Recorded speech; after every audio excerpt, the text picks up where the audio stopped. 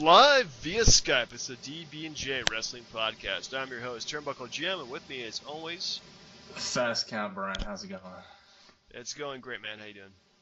I'm good. Real quickly, I'd like to congratulate your team for having the best record and home field throughout the National League playoffs. Thank you. At least one thing in DC sports is going right for us, though. As history holds, it's probably going to backfire us completely. Well, especially if the Cardinals get to the next round, but nah. Yeah, we'll have to see. Anyway, that's baseball stuff. I have one really quick question for you. All right. How big would it be to have the Orioles and Nationals in the That would be series? freaking huge because as a Orioles fan, till about Cal Ripken retired, they call him like Ripken. So since Cal Ripken retired, I've been a Nationals fan for the most part. Actually, for all my part, I freaking hate Baltimore now and the stupid Orioles. But yeah, like that would actually give like a good rivalry between the two teams that they have never had. Like they've always been trying to fake the rivalry. And now it's just like something real, like we're actually playing for something big. That would be astronomical. Outstanding. So, yeah, that's pretty much what I'm hoping for, actually. All right. So, speaking of things that are the opposite of exciting, what did you think of Monday Night Raw? It has some good high points to it. I did like the opening match, Ziggler, Cesaro, and Miz. I thought that was funny. I like some of the backstage stuff. I like they gave like Jamie Noble and Mercury like some time just to goof around, which is kind of funny. Dean Ambrose and Seth Rollins being the focus of the show, yeah, I like that too. But I think it just shows that being a 3-hour TV show, there's gotta be some stinky moments to it too. Well, did you like, I think, the part where I think Ambrose said something was along the lines of like he's getting chased down by the cruiserweight division or something? He had some good stuff, yeah. He had some great lines.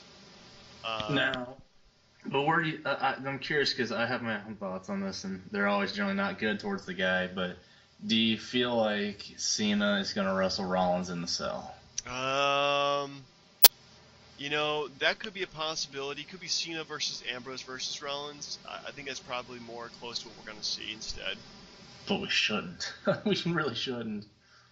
Like, I read some stuff about it, and I swear, I would rather see Orton and Cena for the 15 millionth time than have Cena get anywhere close to Rollins and Ambrose, because it's so good. I don't want to hate that feud. Yeah, it's so good that I think that once they move Cena away from that feud, I think the feud's not going to go right for any time soon.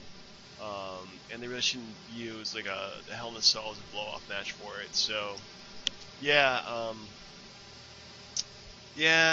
that could be a possibility, but I don't think that Rollins versus Cena definitely is just by itself is not going to happen. Now, the fact that Heyman came out and was trying to, ask what Rollins' intentions were with Lesnar, I mean, come on, what else was he trying to do? Win the belt, duh.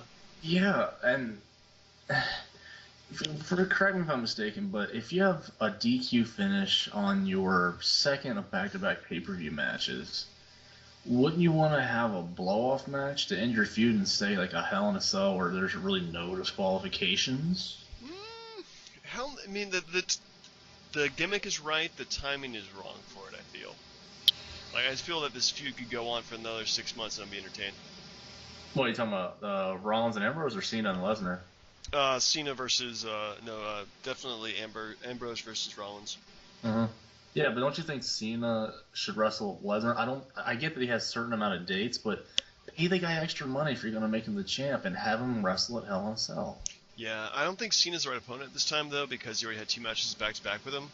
I think put him against a guy like Sheamus, and that would be fantastic. Yeah, but the thing was, like, he had the disqualification at the end of the match. So you're thinking, could he have beaten Lesnar if Rollins didn't interfere? Could he? I don't know.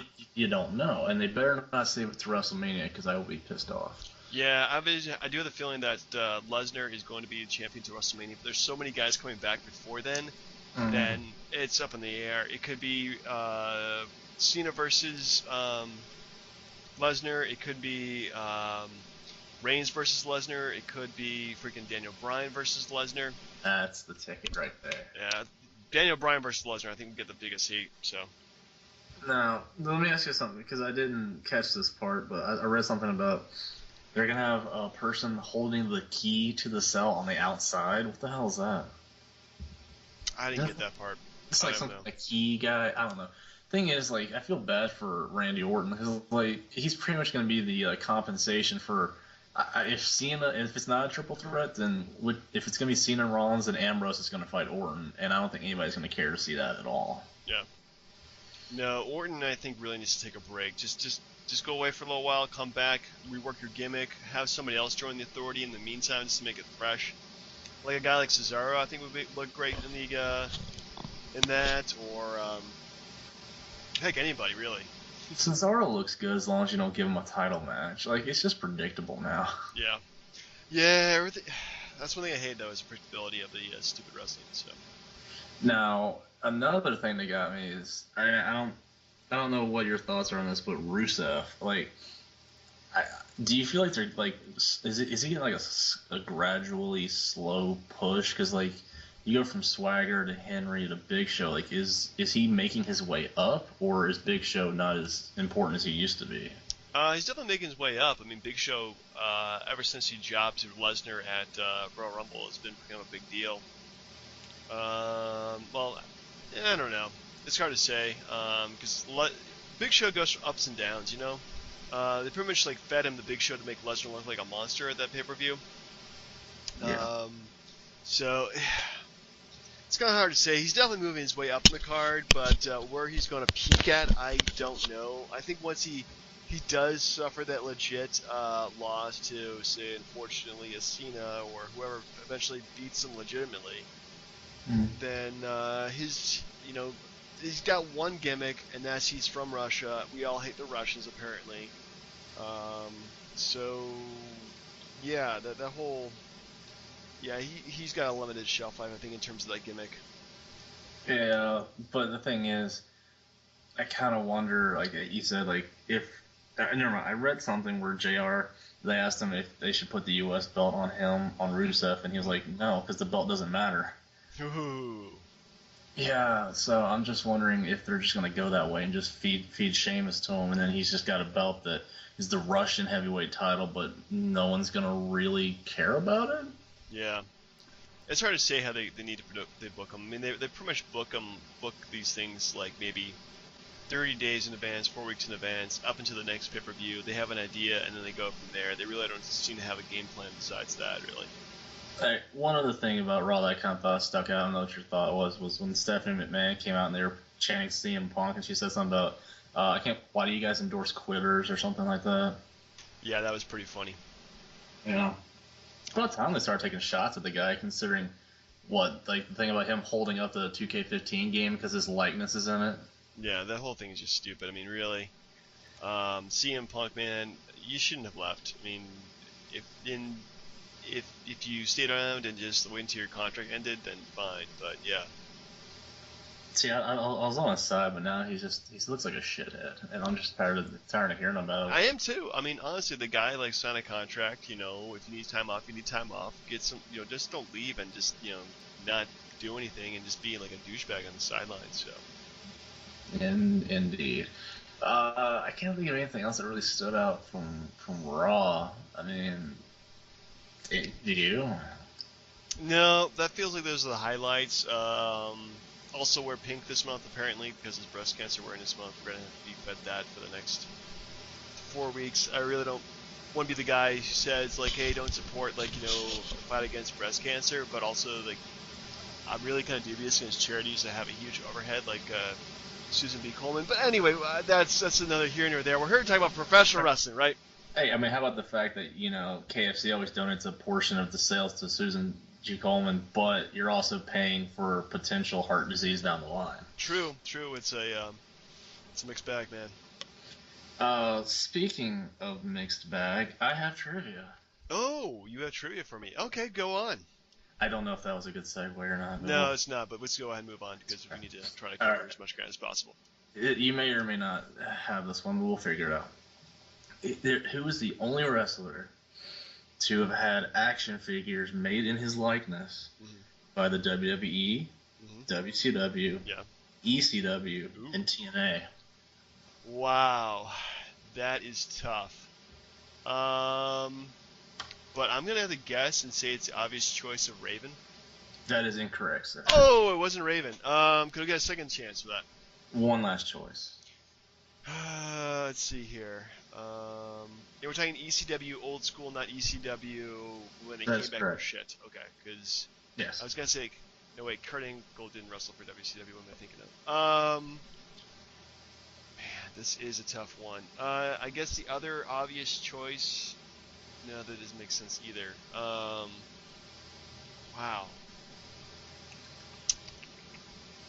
Man, that is hard. Okay. No. No idea. Are you tapping out, sir? I'm tapping out. I'm curious. Who is this person? Mick Foley. Mick Foley. No shit. I didn't realize that there was a Mick Foley action figure for WCW. Yeah, this is Cactus Jack.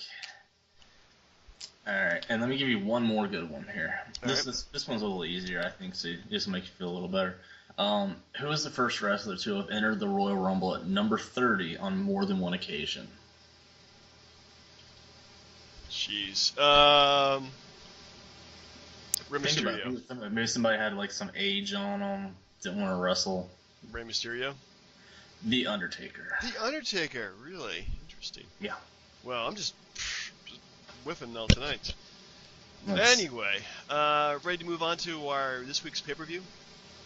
Yes. All right, so our retrospective of the Attitude Era continues as we go south or west to Spring Stampede 1998, April 9th, from the Denver Coliseum in Denver, Colorado. Mm-hmm. Or it could be Detroit if you go along with Tony Schiavone like halfway through the thing. Like You say Detroit? I mean, it's pretty obvious. Denver's a lot different than Detroit. Number one, it's not bankrupt. Yeah, I just like the fact that Heenan was like, "Are you okay?" Like, I'm just glad you're not having to give like a witness statement or something. Like, Yeah, Tony Schiavone as oh my goodness, he is.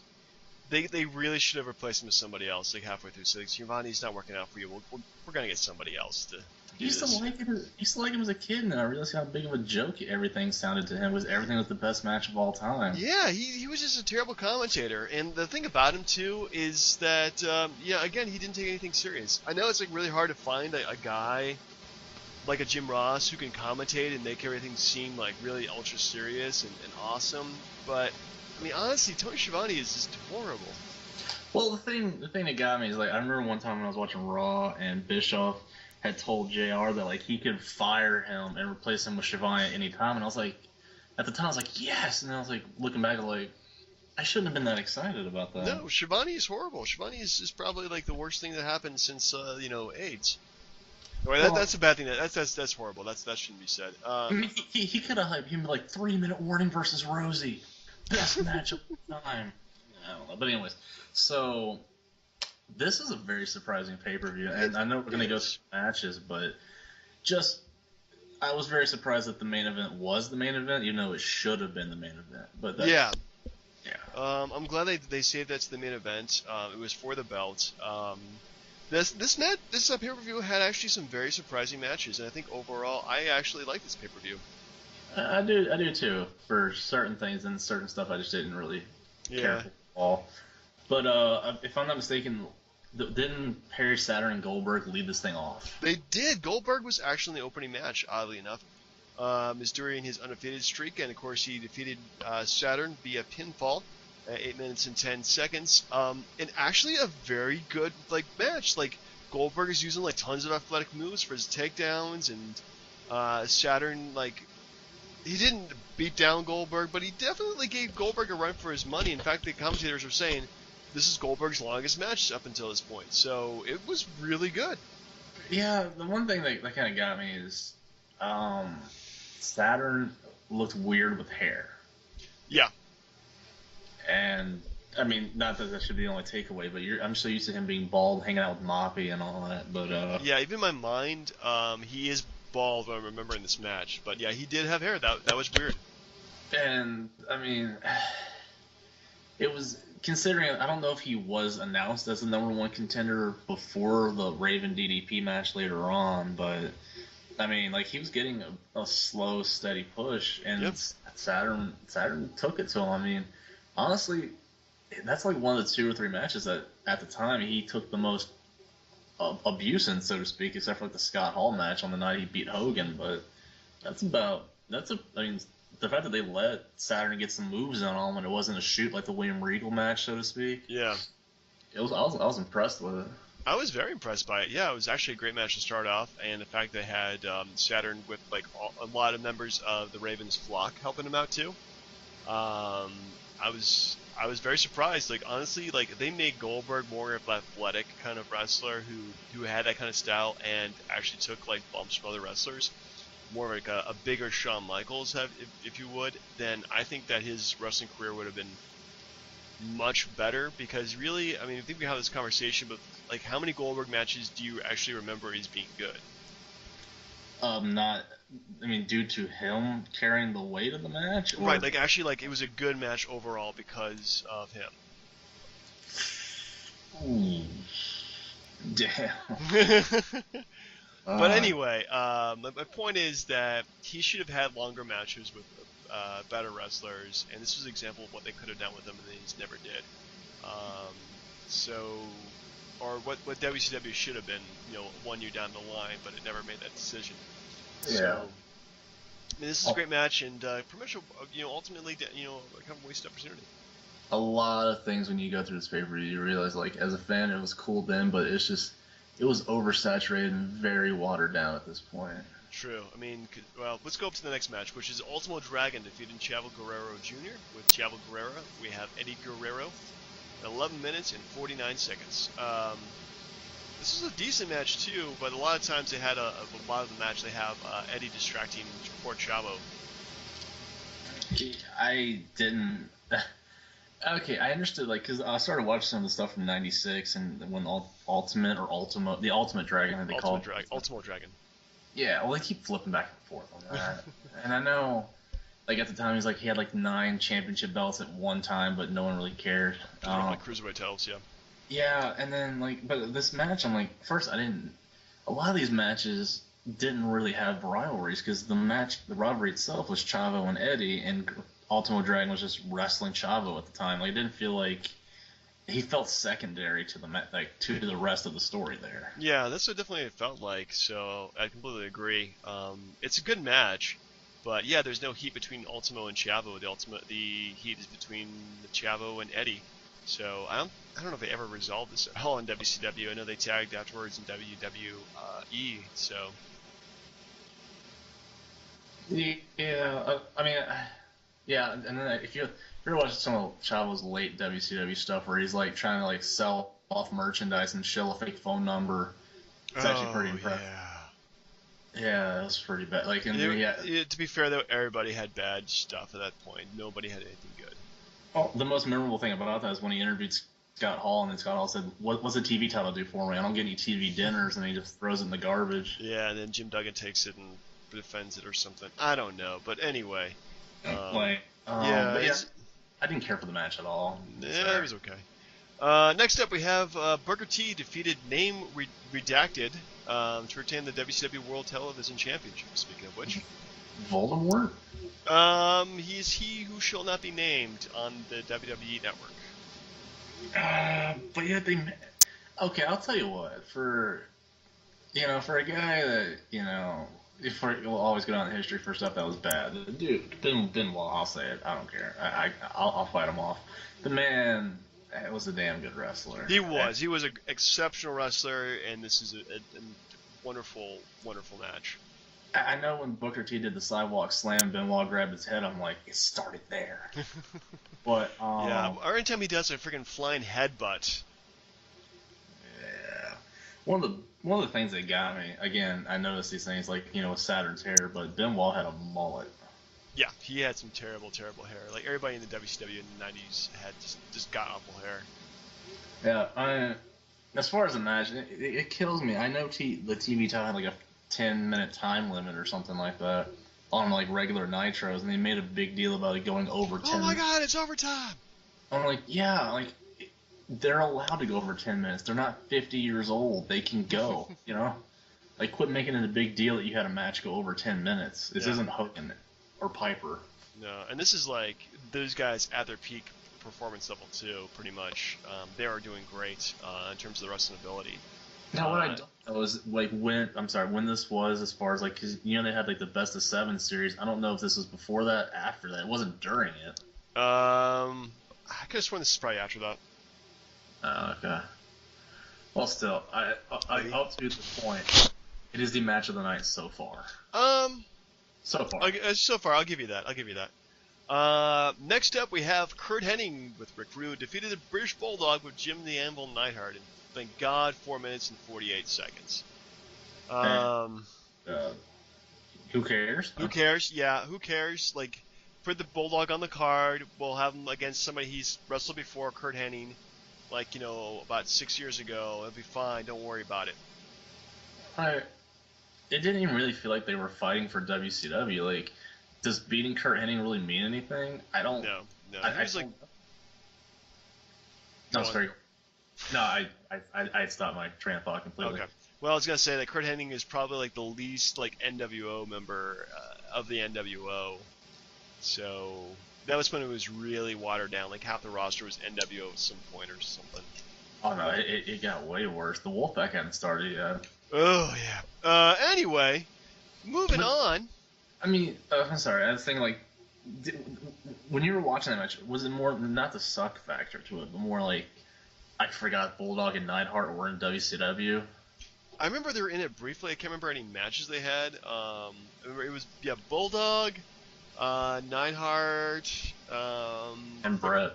And Brett, yeah, those guys came over from WWF at the time because, of course, the Montreal Screwjob, of course. But yeah, it was pretty horrible stuff that they didn't add anything to the wrestling at all. In fact, the roster is so bloated that even at pay-per-view they can't even fit everybody in. So no, they can't, sadly. No. But oh well. Oh well. What's the next match, good sir? Next match, we have a treat for you. It's Chris Jericho, WCW Cruiserweight Champion, defeated Prince Iaukea. 9 minutes and 55 seconds. Well, this was during the whole his feud with Dean Malenko, but Malenko had just fallen off the face of the planet. Yeah, so he pretty much took the belt and pretty much defeated, I think, every single cruiserweight at this point to retain it. So Chris Jericho was like, once they actually gave this guy a personality, like, and started being himself, he was just golden. Yeah. You're probably not as excited as I am for Chris Jericho at this point, but this is when I started really getting into Jericho. And no, he was really good then. It's just I feel like they didn't really do enough with him because, I mean, if you remember, he got a pretty good, push, and then he had the whole Goldberg thing, and then that got squashed, and then you hardly ever saw him after that. True. He got really pushed down the card after that. But at this point, he was rising up, and he was just great. Yeah, I blame Goldberg for that. Yeah, blame Tony Schiavone. That too. But anyway, so this match, though, I think is pretty good. Yeah, no, it's pretty good. Like, Prince Iaukea was very, very underrated before the whole, the artist formerly known as Prince Iaukea. Fuck you, Vince Russo. Yeah. So next up, we have Rick Steiner and Lex Luger defeated Scott Steiner and Buff Bagwell in just a regular tag team match, 5 minutes and 58 seconds. Thank goodness, also making it mercifully short. Well, the thing that got me about that match is, like, again, I think this goes on, God, I think until like Halloween Havoc maybe, to where like Scott just would find any loophole to avoid fighting his brother. Like, that's good booking right there. Yeah, the entire year was just him running from Rick. Yeah. And I would run from the guy too. Like, his freaking jockstrap on his head was killing me. So, Rick Steiner had a dumb look. I just couldn't stand it. Like the dog collar too. Like, come on, man, just stop. Yeah, he looked much better with that, like 10 years ago.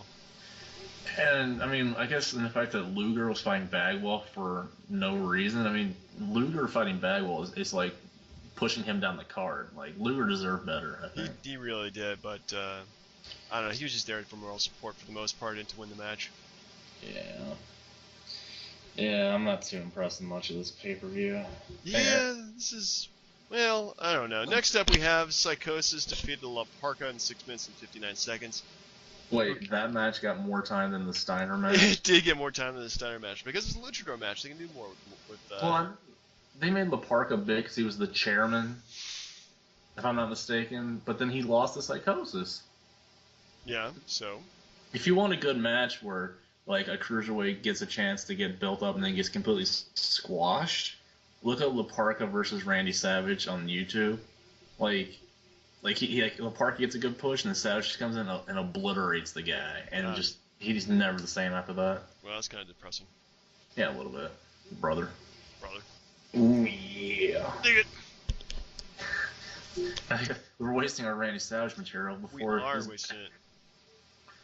Man, we were really not getting like right at this point, they just kept going on and on about how Sting and Savage agreed to a no disqualification match. Like, well, come on now. Yeah, they really were talking about the other matches, like, and not talking about this, the match that was going on. It was quite depressing like that. Some of these matches felt like Nitro matches. They really did. Which is a problem because all the good wrestling was on TV, and all like the kind of blow off, not even blow off matches, the kind of crap matches were kind of on pay-per-view. I was damn disappointed. So. It is damn disappointing, isn't it? Next up we have Hollywood Hogan and Kevin Nash defeated Roddy Piper and the Giant in a baseball bat in a hole match in 13 minutes and 23 seconds. You know, I kept waiting for Giant to turn because I know, like, right after this, he rejoins the NWO. So I'm just like, I thought this was the match that happened, but it didn't, you know? No, this is one where Hollywood Hogan turned on Kevin Nash. Yeah. I mean, that whole thing was stupid. Like, he turns on him. Nash starts a Wolfpack, but they never really feud with each other. So what's the freaking point? Yeah, the whole like NWO like Black versus NWO Wolfpack and everything that really fell through because they had so much potential with both of those sides and lots of talent, and yeah, they just didn't do anything with either one with any of them really. Just Hogan didn't want to lose. That was the problem. Well, he lost to freaking Jay Leno. Yeah, well, that's entirely different and made them zero money. But that's fine. Yep. It's kind of bad. Like, Giant was the best wrestler in the match, honestly, and he got fat at that point. He got huge. And Nash didn't look good. Piper and Hogan had no business wrestling each other anymore at all. Yeah. And the thing that got me again was, like, the placement on the card. Like, it felt like it should have been higher up, but it was like a mid-card match.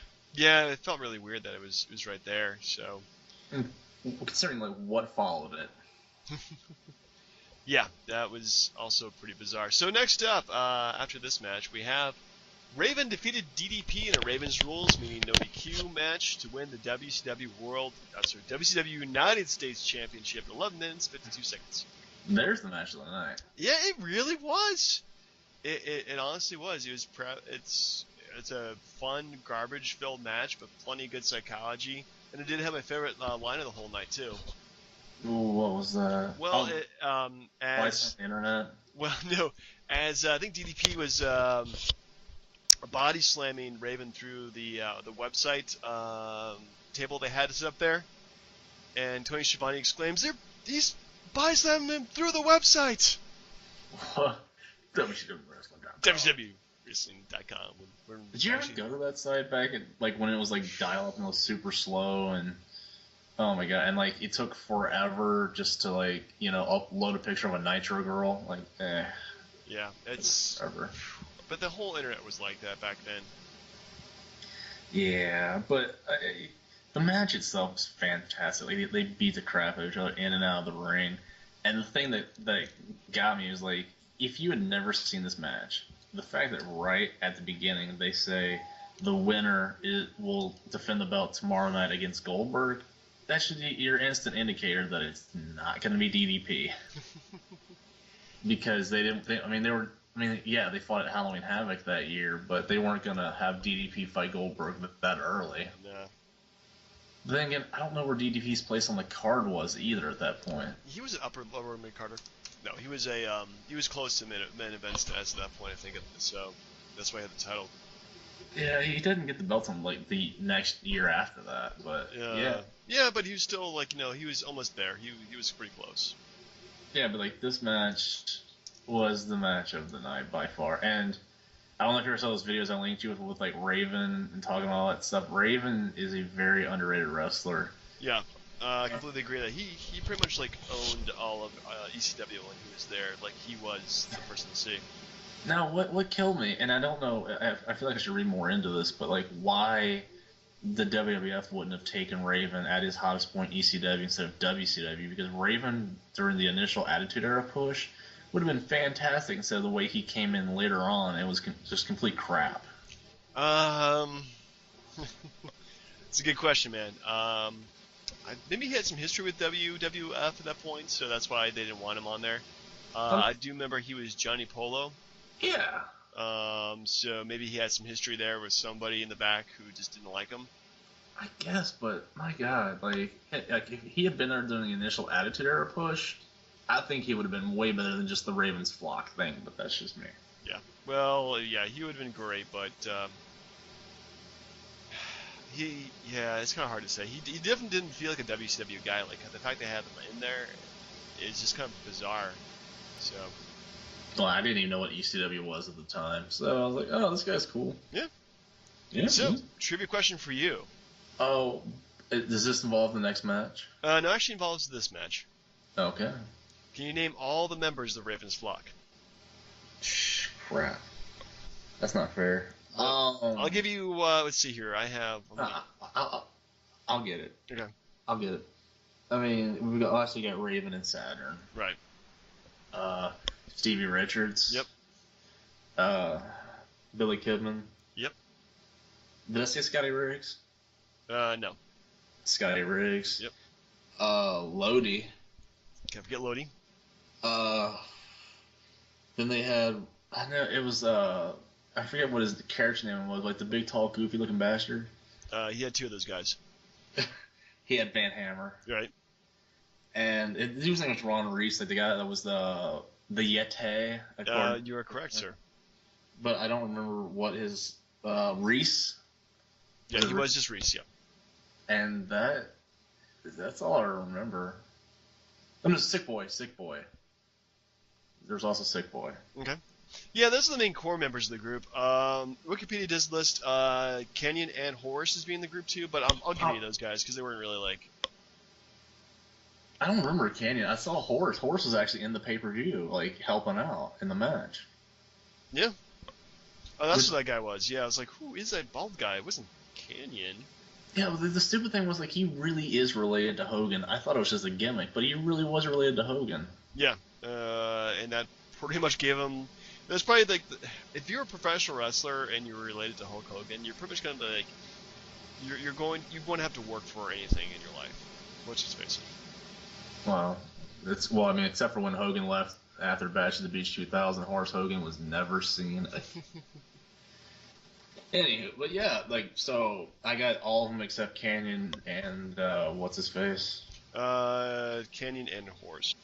Yeah, I'll accept that. That's partial. I'll give you that. You know, good job. Thank you.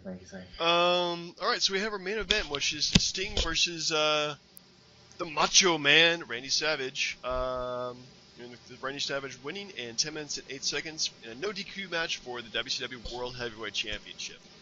But wait, what happened that he won the match? Was there interference, maybe? Oh, there's so much interference. So let's see here. Sting was powerbombed by Kevin Nash. That's correct. Yes. And then even after Hulk Hogan interfered. So yeah, I mean Sting's had the belt for like what 2 months now at this point, and then now finally get a chance to defend it, and he loses it to Randy Savage. Who in turn loses it to Hogan the very next night on Night. God, that's so stupid. Yeah, I mean, because, you know, Sting and Hogan couldn't wrestle each other again for whatever reason. I have no idea. But, and that's kind of the takeaway from the match. Like, as soon as you heard no DQ, it's like, yeah, Savage is going to win. Mainly, I mean, especially what happened to the Bat match. You know, Nash wanted Savage to win to mess with Hogan, and Hogan wanted Sting to win.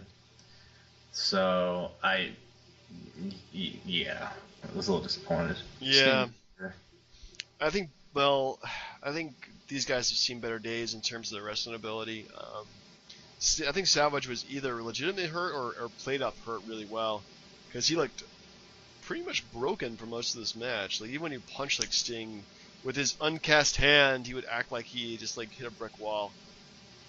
well, I mean, he didn't really wrestle too much after that until like '99. I remember he was in the Wolfpack at first, but he wasn't there for too long. Yeah, he dropped out pretty soon. Yeah, but I mean, as far as the match itself, like I think I'm surprised it was the main event. I'm glad it was, but I kind of feel. But you're not going to main event with Raven and DDP. No, no. They should have, but they did not. But overall, sir, what would you give it? Going through it, I think we had a couple of good matches. Let's see here. Goldberg Steiner was good. Booker T versus Name Redacted was good. Chris Jericho, Chris Ikea, Raven DDP. So about 4 out of 10 matches were good. And there wasn't anything really terrible that stunk it up, except maybe the pole match. I'd give it a B minus. Yeah, let's give it a solid B as well. Solid B. Solid B. All right. Well, I'll go ahead and chalk that up to kind of a win for WCW. Now, one of the things that I didn't like that was missing from the pay-per-view was, I don't know, Bret Hart. Yeah, I noticed that too. Like, suddenly they spent like a lot of money to get him, and now they're not even using him. Like, what the heck? And where was Flair? Yeah. And again, they had such a bloated roster that, yeah, they couldn't put everybody on the card, unfortunately. I mean, like the month before that, or I think the month before or after this, Bret fought Kurt Hennig, and it was a pretty good match. I just don't remember which pay-per-view it was, but they just didn't. I'm just going on a rant. They didn't use Bret that well at all. Anyways. No, he did not fit in at all with WCW because, Bret like didn't match anybody's styles in terms of anybody in the main event, and like nobody else was like a good technical wrestler to go with him. So yeah, he had like a really disappointing couple years there in WCW. What can I say? Yes. Would you like another trivia, sir? I would love to have some more trivia. Bring it on. You won't get this one, but we'll try. It's a tricky one. Who is the only wrestler to compete at both WrestleMania 1 and WrestleMania 10? Ooh, boy. WrestleMania 1, WrestleMania 10. WrestleMania 1, WrestleMania 10. I'm trying to remember who was WrestleMania for pay-per-view. It's a damn good question.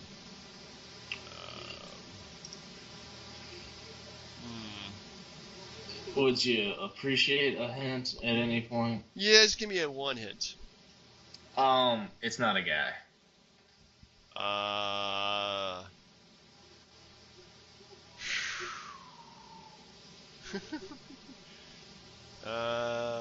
Fabulous Moolah? Leilani Kai. Leilani Kai, really? I know. Shocked, right? Yeah. Interesting. That's a damn good question, though. And here's one last one for you. Who is the only person in WWEF history to have won the WWE title, the World Heavyweight title, the Intercontinental title, the European title, Hardcore title, the WWE Tag Team title, and the World Tag Team title? My best guess would be Chris Jericho. That is correct, sir. Woo! Yeah, Chris Jericho has pretty much won every single belt you can put on the guy. Because I'm trying to think of what he won in WC. I know he was the TV and Cruiserweight champ. That's as far as he got. Yeah, he never had the tag champs as far as I remember. And he, of course, U.S. title for that small guy? No way. No, they just gave it to Kurt Hennig for no reason. Why not? Kurt Hennig. I don't know. Those belts are pretty much like, tradable anyway. Indeed. So, next week we shall do our next in the WWF pay-per-views. I think we're up to Unforgiven, the month after WrestleMania. Yes, the Kane Undertaker Inferno match. Ooh. I'm looking forward to Cactus Jack versus Stone Cold Steve Austin. Was it Cactus? No, it wasn't Cactus Jack. It's Dude Love. What am I thinking of? I mean, yeah, it's semantics, right? Yeah, it's pretty much the same guy, different name. Indeed. So, Looking forward to it because if I'm not mistaken, New Jallows fought LOD. Like, it's some decent stuff. yeah, it wasn't too bad. All right, well, ready for some top 5 lists? Yeah, absolutely. All right, so you want to do yours first or mine first? Because you picked mine, so. I'm sorry, what'd you say about yours? Oh, you picked mine, I picked yours. Right, you gave me top 5 years in wrestling. And I'll tell you, it's not that hard to do this actually. Like, I was like, wait a minute, what would qualify as a really important year? And it's not selfish stuff because I could go 2006 when Edge cashed in on Cena, but that's not a prerequisite to a really great year. No. What would be is 2005, which is the number 5 choice. So, because say whatever you want about the guys, and I've said plenty, but WrestleMania 21 was the official kickoff to Cena and Batista. I mean, they were the last two in the Royal Rumble match that year. The one where famously Vince McMahon walks to the ring and like blows his knee out and just sits there in the ring. Even he was laughing at the absurdity of the injury. Yeah, that was very classic. I don't even know if they added that on the network, but the fact that like, they had, that was the time, like that was like the blatant direction the company was going. Like, these are our guys, and we're gonna push them to the moon and see how far it goes. And they didn't. Neither of them, despite my thoughts on Cena, neither of them really disappointed in those initial title reigns during that year. Because I know Batista had a couple matches with JBL, and then I think he fought Eddie Guerrero before he died, which I mean takes away from 2005, but not enough that the Cena Batista era, and that's, I think it's like the official changing of the guard, pretty much. Yeah. From like the Triple H, I think it's when like all the Attitude guys just kind of went to the side a little bit. Yeah, pretty much. That year before that, like Rock was done, Stone Cold Steve Austin had retired, Mick Foley was done. So yeah, pretty much everybody at that point from Attitude Era had moved on. Yeah, so I think that like that kickoff of the newer generation, was pretty impactful. All right then. Okay. Good choice. My top 5 list, and of course, I always try to start with the number 5 being the most recent thing. Mm-hmm. So I pretty much went with any Daniel Bryan championship match of 2013. Oh, I knew that was going to happen. Well, if whether or not you look at Money in the Bank cash-ins as being a dusty finish, it feels like it to me because, hey, look, it's our guy. He won the belt. Great. Here comes some other person who's going to cash it in. No, Randy Orton's the champion now. So yeah, it's pretty much like any single like match he had. It felt like a dusty finish. Yeah, except when he got screwed over by Shawn Michaels. I guess that does not really count as a dusty finish, but still. SummerSlam 2013 definitely feels like the biggest screw over for Daniel Bryan you can think of. Now, I hate that. Is there any more specific Daniel Bryan matches on your list? No.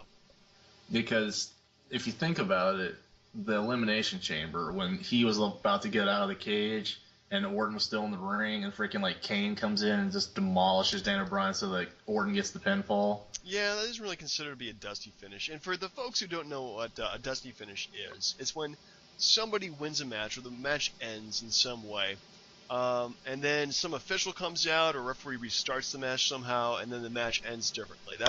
It wasn't coined by Dusty Rhodes, but because Dusty Rhodes always used it a lot, it became known as the dusty finish. I swear, there's one match that comes to mind right away, and if it's not on your list, I'll be very disappointed. Yeah, hopefully it is. I mentioned it's the WCW match, but we'll go from that. All right. But Daniel Bryan got screwed so He many got times. screwed so many times, like, and it's part of their booking, which made WrestleMania 30 feel even better, but still, he got screwed. So I'm gonna shoot from the hip on this one. Number 4, I'm gonna go 1996. Ooh, mainly for a couple of reasons. I mean, most notably the NWO, and Obviously. then they kicked Nitro's ass. I mean, not Nitro, but Raw's ass for a while. I mean, and they kicked Nitro's ass too, if you look at it a certain way. But and then I mean, if you look at flip it over to the other side, I mean, Shawn Michaels had just beaten Bret Hart, and that was the year of the boy toy as well. I mean, Yeah. Except for he had feuds with like, I mean, he had Mankind, Vader, Sid Vicious. And I mean, even Brett came back, had a good match with Stone Cold Survivor Series, but I think, and The Rock debuted. So your 96 was pretty impactful because when the NWO kicked off, the Monday Night Wars kicked off. Yeah, it pretty much did. Like the ratings started they started flip flopping. Eventually, WCW took over for a while. WWF was on its last legs and came back by taking a bunch of risks, really. Yeah, no more Man Mountain Rock or Salvatore Sincere or some garbage like that. Yeah, and so we had Val Venus. So anyway, good choice. Didn't exactly experience the year myself, but definitely have gone back and watched a lot of matches from that. Good year. Okay, so my number 4, and this is actually something we covered a bit recently too on our retrospective of the Attitude Era. But I'm going to go with Ken Shamrock snapping and reversing the referee's decision at WrestleMania 14. Oh my god. Yeah. More so than, like, that's actually probably the most famous example of the other 19 matches Shamrock had. Pretty much, yeah. Ken Shamrock's gimmick was he would just lose it, snap, and he held the Rock's ankle too long, would have won the title, but nope. Very sad. Yeah. I kind of, I mean, I said, I know we've talked about this again, but I was just very disappointed that they couldn't just let Shamrock just, I don't know if, he wouldn't have beat Shawn Michaels for the title, but I feel like they just kind of put him in a hole, like, he just pigeonholed him and like doing the same shtick all the time. Yeah, but I think once you move on with his feud with Owen Hart, I think he definitely looks a lot better, and definitely comes off as being a lot stronger after that too. But that's a few months away. Agreed. Definitely. Let's see. So, number 3, gonna be a little bit of a surprise, I suppose, but I'm going with 1992. Ooh, that is a bit of a surprise. Surprising to me because a lot of people consider that to be not a good year. Well, 93 was the pretty crappy. That was a really bad year. But go on, please, justify yourself. Well, just for the simple fact that the 92 Rumble is the best Rumble I've ever seen. Oh, yeah, actually, that was pretty damn good. Yeah, and then, I mean, the fact that they had gone away, I mean, except for, like, that brief, like, hot minute where Sergeant Slaughter had the belt, you could say for, like, a 7-8 year span that only good guys held the heavyweight title. I mean, again, Savage was a heel for, like, 2 months before he lost it, but for the most part, it was always, like, your babyface that had the belt. And then Flair had it, which, again, was huge because, first WCW guy to win the WWF title. And then, as the year went on, Bret Hart won, which was a complete shift from the older guys to the newer guys. That was kind of a change in the guard right there, yeah. So, and then Shawn Michaels was the IC champ, so you saw the future coming. I just thought that, like, that year was the year where, like, more of an emphasis was put on wrestling and not just you being a big, giant, muscle-bound freak, so to speak. I got to agree with you there. I mean, considering that was, the year of Papa Shango, and Ultimate Warrior leaving the company for a few years, Hogan leaving the company and coming back the next year, but for all intents and purposes being gone. That was actually like a pretty damn good year. Good choice. Mm-hmm. You have a number 2? Is it number 3? Number 3 for the. Are we going with worst or best Dusty finishes? I don't know. I think I'm going with worst Dusty finishes because does anybody like a Dusty finish besides Dusty Rhodes? Nope. Okay, then. Well, I'm going to go with WrestleMania 27, the main event, Cena and The Miz. Oh, That's a good. I didn't even think about that one at Yeah, all. this was pretty bad. Essentially, at the end of the match, Cena and The Miz double count out. Match is over. The Rock, who had been hosting that night, comes out saying, "Who can't, in the match, we gotta restart it." And then pretty much does everything he can to make The Miz win because he doesn't like Cena. So that, I mean, granted, you don't want to see the main event end in a double DQ because, especially WrestleMania, because that has to be a really finite match. But then again, the whole point of the match was for The Miz to beat Cena and remain the champion at WrestleMania. I mean, the freaking Miz. Come on. I mean, yeah, it lasted a whole one more month, and then he won it back in the triple threat match, I think, with John Morrison and The Miz, but then Morrison was beat up by R-Truth, and that's the point. Yeah, this is crap. No, I agree. I mean, don't get me wrong, I liked it. And The Rock's like, the match is not going to end this way. And then he just comes in and gives him a freaking rock bottom. I mean, but to be fair, it had a lot to do with, I think, The Rock getting the FU or the, whatever you call it, the F something. The Attitude Adjuster. Yeah, the week before WrestleMania. I mean, why would you do that to the host of WrestleMania if you're focused on the Miz? Got screwed. Like, he was an afterthought in that feud altogether. He really was. Poor guy. Yeah, he deserved better. But yeah, no, that was definitely a good choice for a dusty finish there. That's a very good choice. I approve. So let's see, number 2. I have to go 1998. 1998. Good. That was a good span between 96 to 98. We had some damn good wrestling. I would have used 97, but, Survivor Series and, WCW didn't have anything good, I mean, especially Starrcade, but I'm sure you'll highlight some of that, maybe. Maybe. But 98, Goldberg won the title, but they didn't do anything with that. But again, the big thing was the Austin era kicking off and the Attitude Era officially going into high gear. Because, Austin was fighting McMahon, they were kicking Nitro's ass in the ratings. Austin was just making the company money hand over fist, and it ushered in honestly the best period of wrestling that the business, I think, has ever seen. So because of that, because of Austin taking off, and everybody like The Undertaker, The Rock, Triple H, like that ladder match from SummerSlam, those guys worked their ass off, and it was just because they were in a competition with WCW, and thank God, it was such a good year. It was a great year, especially for the WWF, and they really got their act together. Yeah, it wasn't just Austin. It was pretty much every single level of the card was firing at all cylinders. Everybody was doing great. I'm pretty sure when we go back and watch the pay-per-views, we'll find more weaknesses. But all in all, yeah, that was pretty damn good.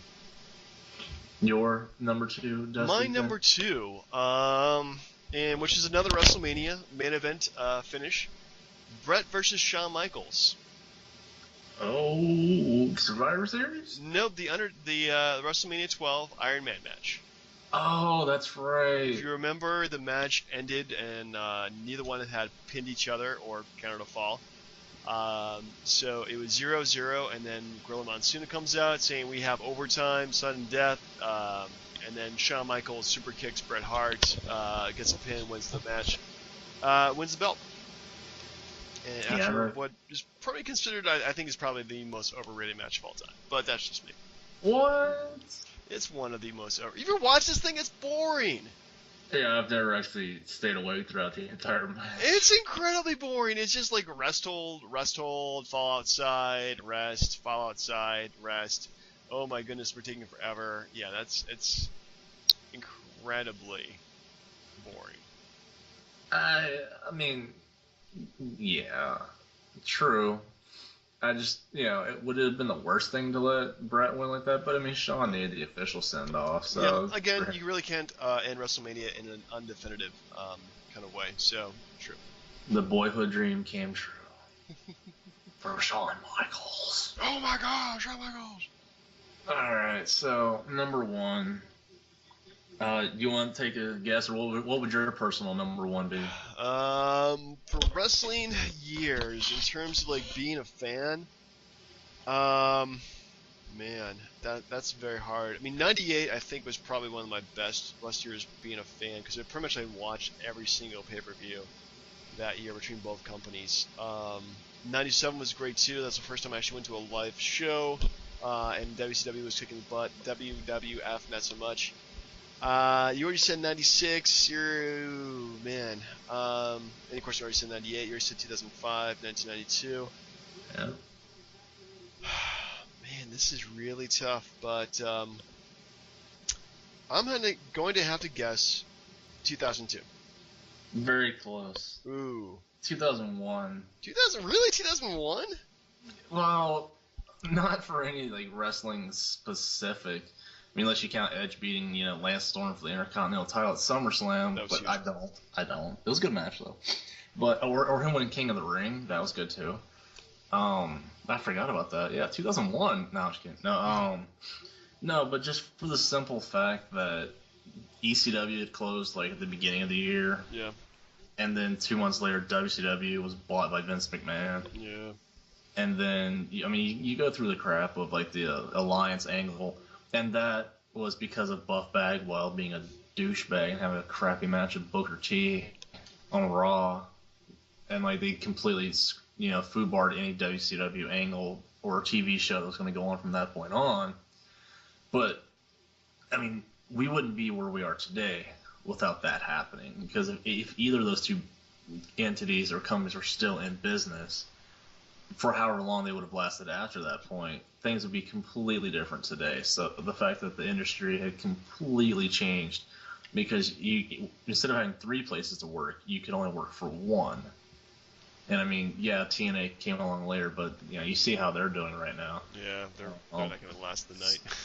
So I mean, like, as far as like, a highlight for like a wrestling year, I mean, sure, 2002 was good. And then the brand extension, they had some good stuff in there, but 2001 I thought was the most important because of the death of ECW and WCW. Yeah, it was important, but as a wrestling fan, it was the year started out to be very like exciting. Like, hey, WCW was going to be bought out. We finally had like the fantasy matches we've always wanted to see. Yay! And then the alliance happens, and everything just starts getting really, really crappy, and it just kind of dies. It doesn't actually like pan out like the way you want it to be. But for a backup one, I could go with 2009, because you did not have a bad pay-per-view in 2009. I don't even think throughout most of the entire year. Like WrestleMania 25, Undertaker, Shawn Michaels. I mean, the Royal Rumble with the build-up of Randy Orton attacking the McMahons. Yep. And, like, there was not a bad pay-per-view that entire year. Like, I could not have... 2009 was a very good year for wrestling. Good. I'll have to check out all the pay-per-views from 2009. Eventually we'll get there one day. Yeah, when I'm 50. No, I'm just playing with. But yeah, your number one, Dusty. Number one, I think you pretty much already mentioned this already, but it's the obvious one: Sting versus Hulk Hogan, Starrcade '97. I was hoping that was going to be that one. Yeah, it's pretty much like the Dusty finishes of Dusty finishes, and it doesn't even make any sense because you remember this. I think everybody's pretty much seen this match. Sting is pinned by Hogan, cleanly 1, 2, 3. Hogan celebrates. Bret Hart comes in saying that wants to restart the match because we'll not see another screw job, even though the match ended very cleanly. The match is restarted, Sting wins, and the whole thing is just... The thing is, too, like, they pushed Sting for like a year at this point to come back and take on Hogan. This is like actually the second WCW pay-per-view I've ever bought, but it was exciting. We're gonna finally see the final climax of their feud, and that was the match, which was already pretty crappy because Sting was rusty and Hogan was terrible. But it was just a bad booking for even a crappy match, and just a way to show that how the Dusty finish can really ruin both Sting and Hogan at the same time. Yeah, well, the thing was, like, Hogan didn't want to lose cleanly to Sting, which with the build-up for that match, why would it have been such a bad thing? This is the one time where if you said, and I wish Chairshot was here because I know he loves Hogan so much, but, this is the one that you can't defend Hogan for how Starrcade went down at all. Oh, no. No, it shouldn't be. Egomania running wild, brother. What you gonna do when I screw over your career, brother? Exactly. Yeah. But yeah, good list, good sir. Thank you. So do you have a list for me for next week? Yeah. Let's see. I'll leave it up to you. I have two options because they're both going to require a little bit of homework. Uh-oh. I was going to give you. It's either going to be a wrestler or a period of time. So I'll leave that to your choice. Give me a period of time. What's up? Okay. Now I know everyone completely dumps on the Vince Russo WCW era. There's got to be. I was looking for like the top 5 redeeming qualities of the Vince Russo era. There's got to be something good in there. There's got to be, right? Like at least maybe 5 things. I'll try to do 5 things. It may be a top 5, like 5 things, like good things that Vince Russo ruined. Yeah, that works as well. Like top 5 like most like good or bad from the Vince Russo era. Okay. Okay. I can do that. I can do that because I watched a bit of the Vince Russo era of WCW. Man, it's a rough era. I can remember. Oof. Oh Yeah. man. Well, we'll work on that. So for you, sir, I'm trying to think of like the best. All right. How about this? The top 5 scariest gimmicks of all time. You mean like scary like or scary like wow that sucked? Scary in terms of like actually like we're really like scary dudes.